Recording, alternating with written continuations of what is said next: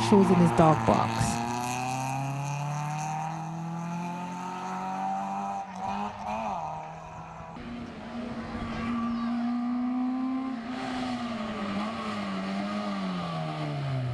David Brewster was keeping it together in Group M7.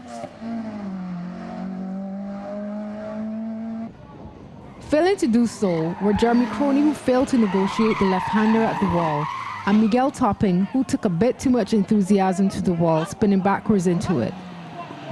Unlike Topping, Crony was able to make repairs and complete runs 2 and 3.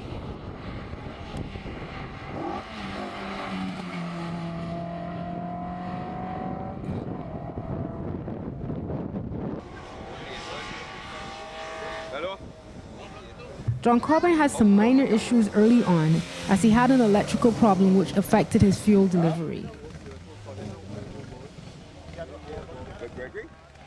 The battle between Neil Corbin and M6 champion Jamal Brathwaite didn't materialize, as Brathwaite's engine expired before the event.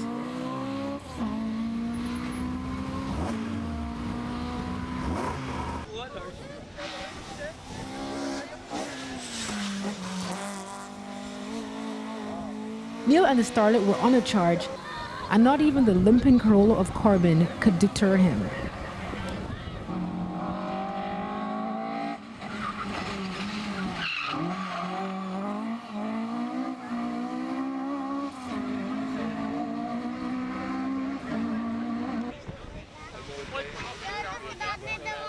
Wayne Archer continued to acclimatize to his new car as he worked steadily to catch up to Corbin's pace.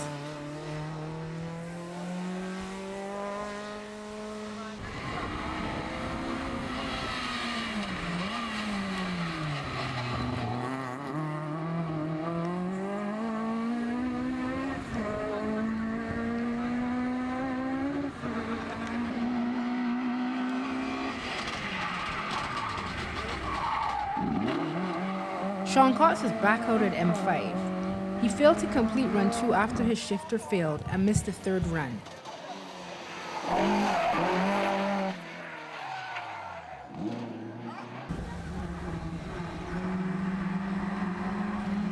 Rounding out the group was Ramel Martin, who is still relatively new to the sport.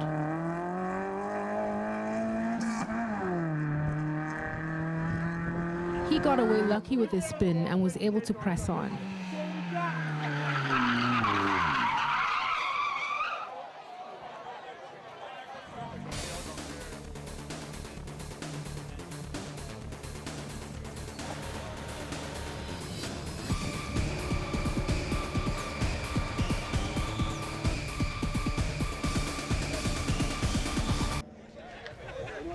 After the service halt at Pool Plantation, the drivers are ready to tackle the course again in the reverse direction.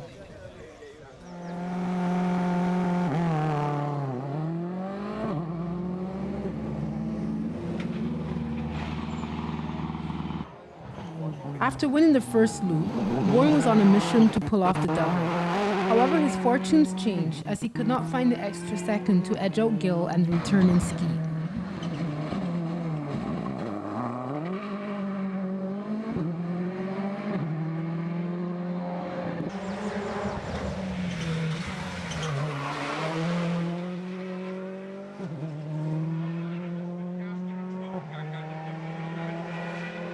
Brett Judd and his team did the necessary repairs to the S12, and when it arrived at Malvern Wall, there were loud cheers.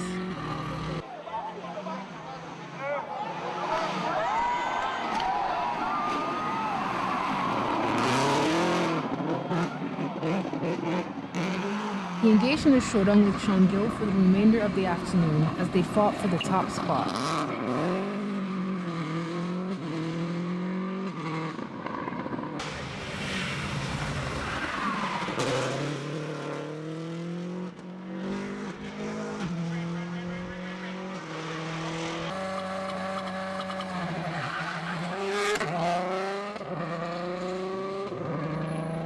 Gill responded to everything Ski and the S12 had to offer. The SX4 was up to the task, and Gill made it clear that he was coming with guns blazing in 2012.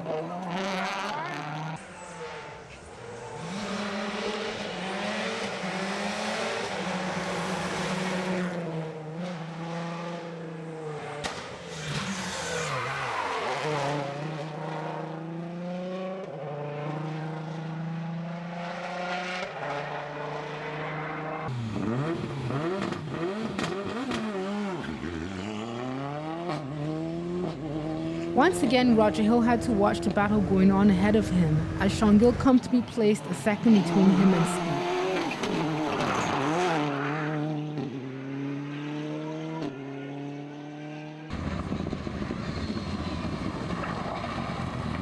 In M8A, things pretty much remained the same. With Avanash Chatrani about a second off his pace, Graham Phillinson set about lowering his times in each run.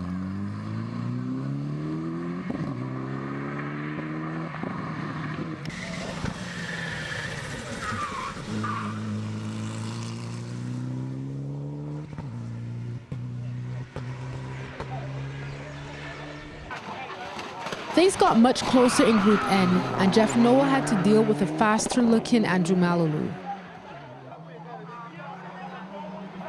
Malalu was just over a second off in the first run and beat Noel in the second run. When Malalu did not reappear for the third run, Noel lowered his time to more than 1 minute 45.760 seconds.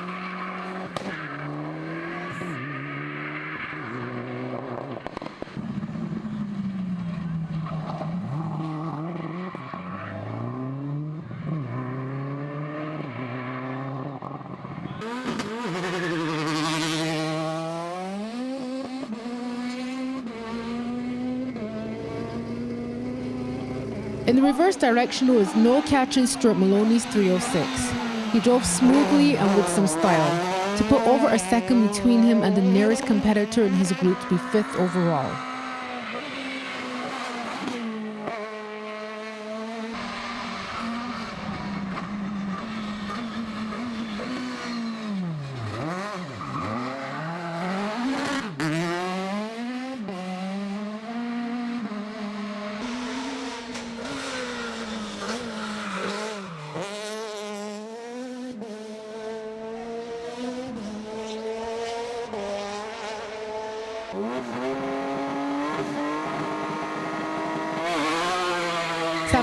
Was now smoking. Having to drop the gearbox in the morning to rectify his clutch problems, he ran second to the 306.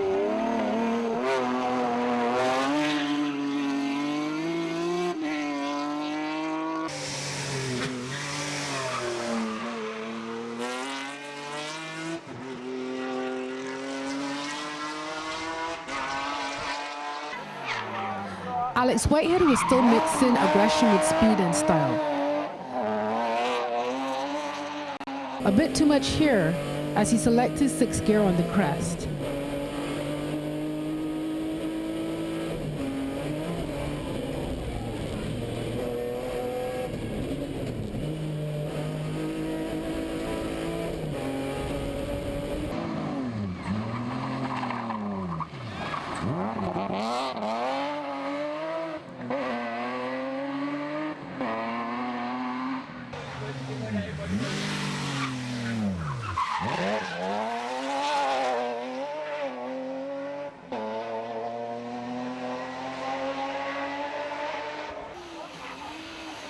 Not only Whitehead had style, the Watsons showed that they had some style up their sleeves.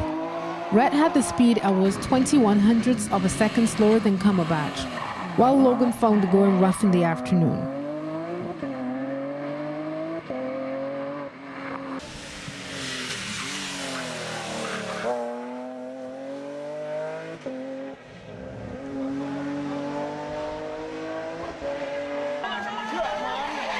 Not even gearbox trouble could prevent Jeffrey Elliott from swinging the Datsun left to right across the countryside asphalt.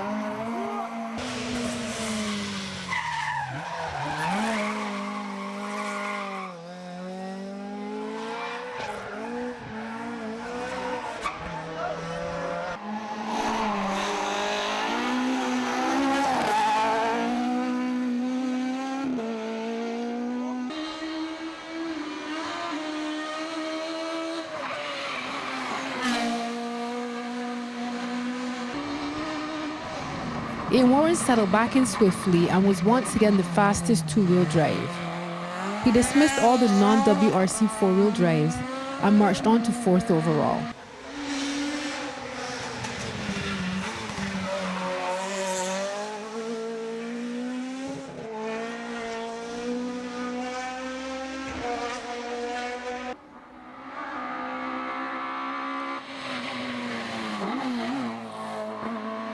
Carlos Edward got his problem sorted out and returned after the lunch break to stamp his authority on Group S9. He put about 8 seconds difference between he and second place Alan Maynard, who had an eye on Clifford Cox, who was getting closer.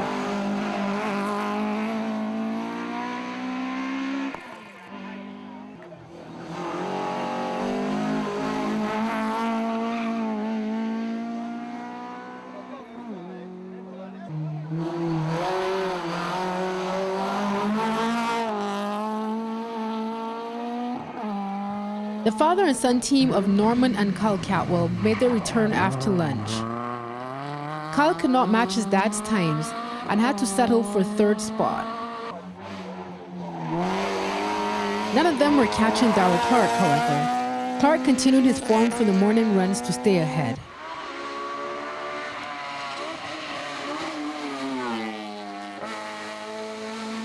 He was so fast, he even had time to give us a close-up.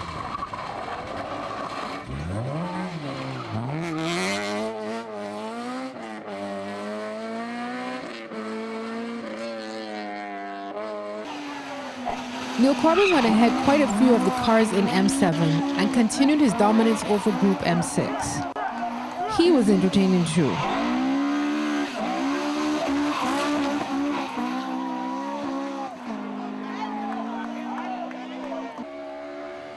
He was free to play as Wayne Archer was some 3 seconds behind him in all 3 runs they did.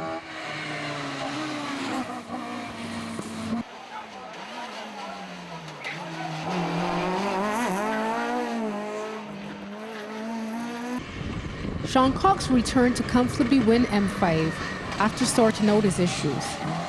He was over 10 seconds ahead of Ramel Martin after the 3 runs.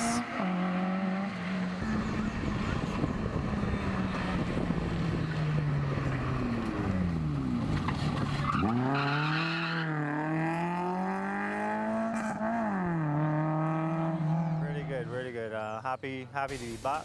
Felt really excited all week this week about starting back the season. And I had a really good day today. The car worked perfectly, didn't have any moments. Felt very much in tune despite 6 months since the last time I drove. And yeah, so just a really good day. Happy to be back.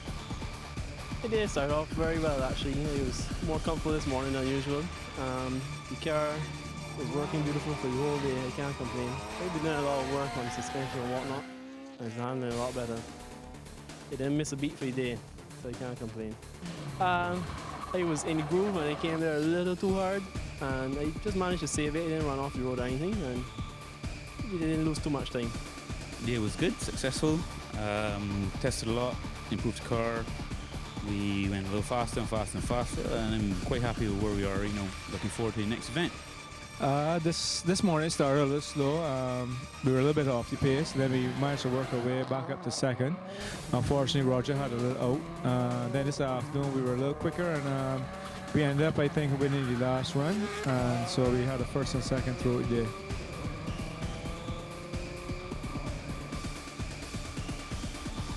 The first event of the 2012 season was on, setting the tone for a very exciting year of motorsports. Join us next time on Rallymaxx TV.